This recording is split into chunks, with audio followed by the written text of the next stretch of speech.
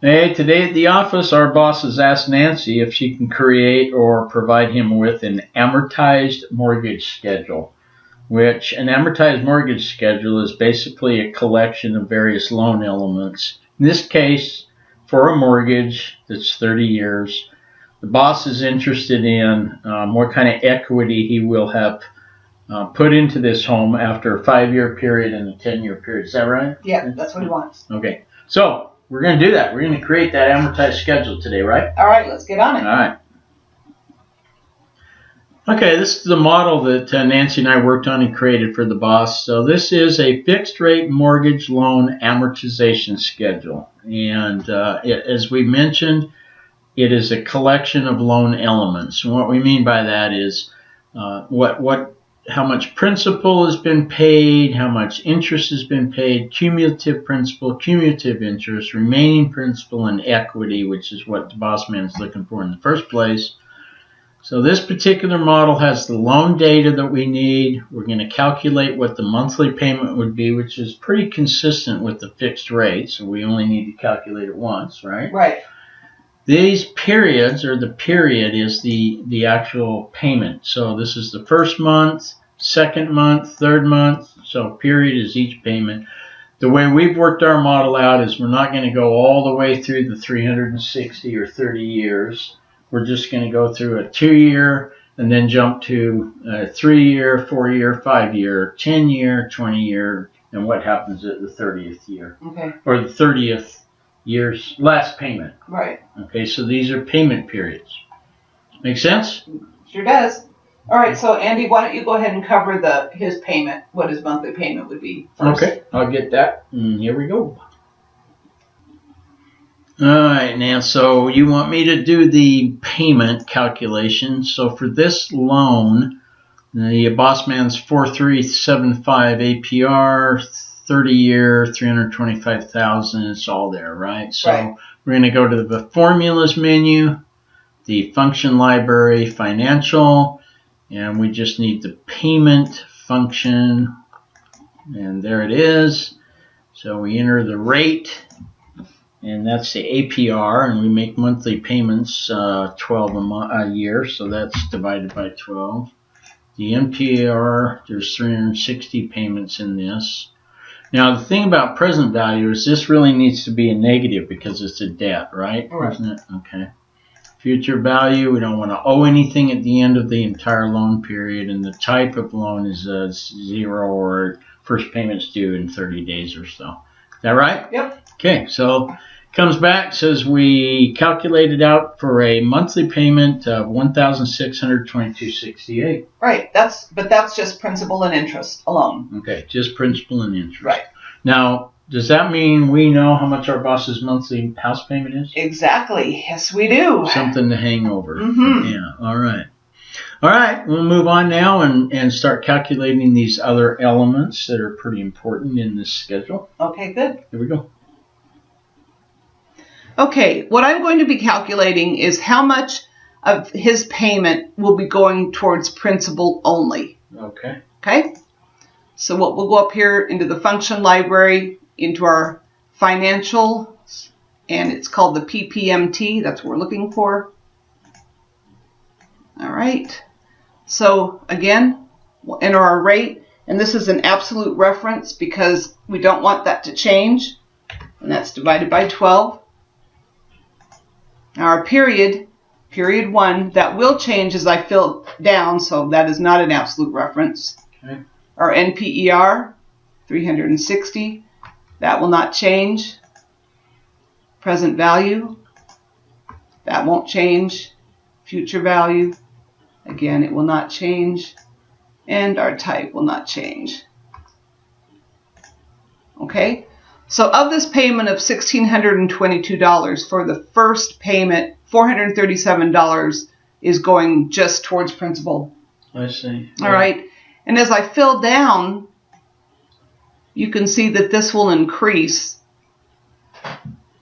So from here, from $437 to the payment for the second year, or the end of the second year, it's $476. It's going towards principal. So as he's making payments, the amount that goes towards principal is increasing. I see. Yeah. Okay? All right. All right, so there we go.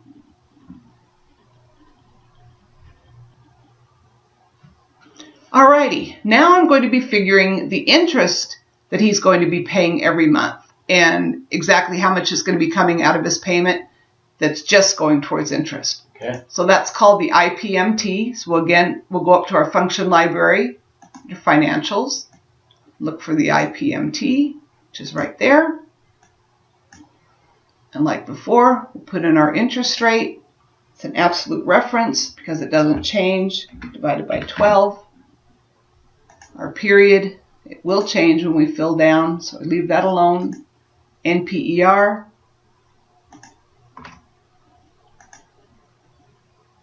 Present value. Future value. And our type.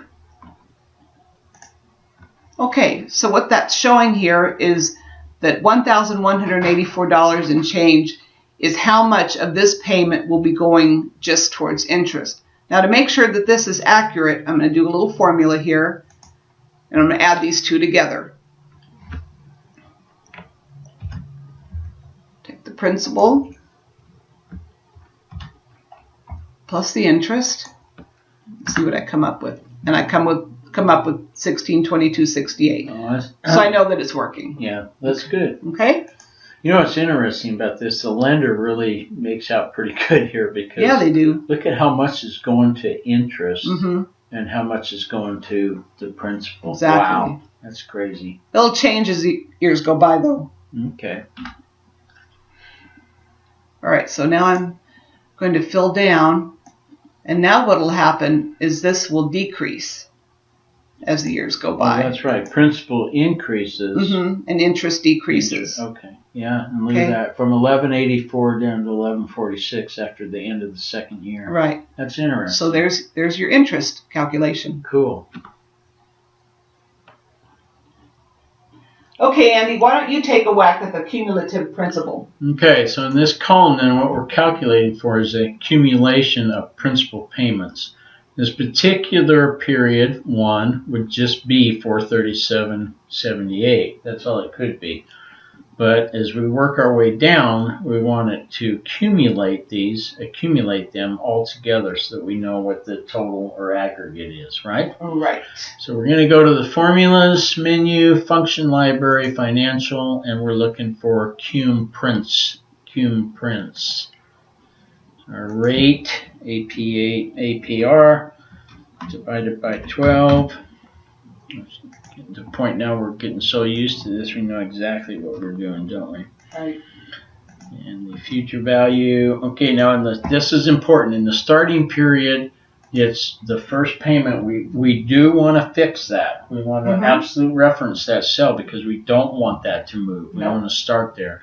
But in the ending period, since we're going to be filling down, we select the same period area, but we don't put an absolute reference on that. Because it will change. Yeah, we need that to move. The Right. type on this, of course, is a 1 here. So we say OK. And as predicted, 437.78. Here's what's kind of cool, though. 877.16 would be these two accumulated together. This would be these three accumulated together. Make sense? Very cool. Yes. Okay. And we get down here to the end. After our 24th payment, or 2 years, we've actually accumulated $10,959 just in principal. Wow. That's pretty cool. Excellent. Yep. Good job. All right. Moving on. Keep going. You're on a roll, Andy. No, good. It's a good thing I've already brought up the function argument then. Oh, yeah. Okay, well, just like principal, cumulative interest payment, I mean, there isn't much else we can say. I'm just going to calculate for that. So we're using that divided by 12, our NPR, our present value, our starting period, same thing as we did over here. That one, yes. has to be absolute reference. This one, no, does not have to be absolute reference. The type does. You see, okay. That makes sense because we've only got one cumulative period of 1184.90, right?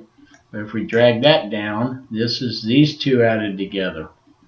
Make sense? Yeah. Works pretty good, huh? Yeah, it's working. So let's drag that on down to the end. And now we can move on to how to calculate our remaining principal. What do you think? Looks good. All right. All right, the last two elements I'm going to go over in our model is remaining principal and equity. And the remaining principal is very basic, very easy. All it is our present value plus our cumulative principal. So I'll just do a simple formula in here. It equals our present value plus our cumulative principal, and there you go. Oh, that's simple, yeah. Oh, let's see. So you did it in addition because one is a positive number, the other's a negative. A negative. Okay. Right. And as I fill this down, you'll see that number will become less. Well, so that's sure. our remaining principal. Yeah, because the more you've paid into principal as time goes on, the less the remaining balance. Exactly. But Andy, do you want to explain equity?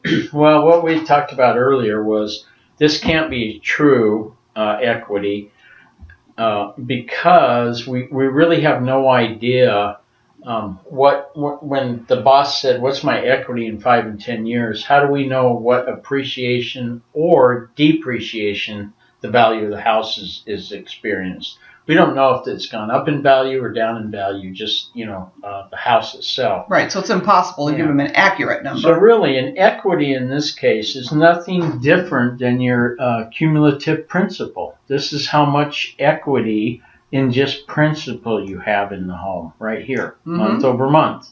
There is no real equity number or true equity number because we can't predict what the market's going to be, right? Impossible. Okay.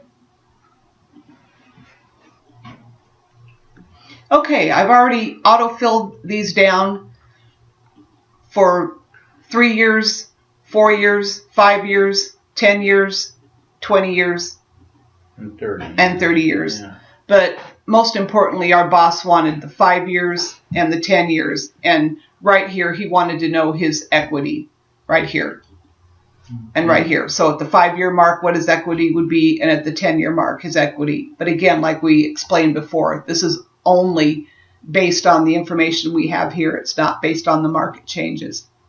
Okay, so I think we're ready to give this to the boss. All right, so then really that completes the loan schedule that we had talked about. Again, a real amortization schedule would have the entire periods listed out. All the way down. 1 through 360 in this case.